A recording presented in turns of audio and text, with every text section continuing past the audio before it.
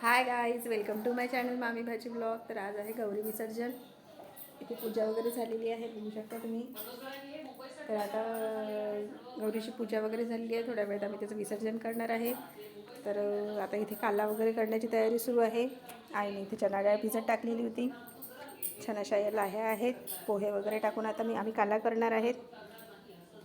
छान काला वगैरे इथे आता आम्ही करून घेतलेला होता. तो देवाजवळ फळं वगैरे ठेवली होती, त्याचा प्रसाद करून घेतला. आईने छान इथे नैवेद्य केलेले होते. इथे करंजी आणि पाती केलेली होती. तर हा आहे दिवा पांडगा. आमच्याकडे करंजी आणि पाती ही माहेरवाशिणीला म्हणजेच गौरीला शिदोरी म्हणून सोबत दिल्या जाते. नैवेद्य वगैरे दाखविला जातो. तर माहेरवाशी नसते गौरी ही, तर तिची आतुरतेने पुढल्या वर्षीसुद्धा वाट बघितल्या जाते. छान अशी आरती आम्ही इथे करून घेतलेली होती. आता ही दुपारी आरती झाल्यानंतर गौरीचं विसर्जन वगैरे करणार होतो. आमच्या भागात नदी वगैरे जवळ नसल्यामुळे आम्ही ती गौरी तोडून लांब अशी नेऊन शिरवतो. नदी खूप जवळपास नसल्यामुळे या सगळ्या, नाहीतर खेडे भागामध्ये नदीमध्ये गौरी शिरवायला नेतात.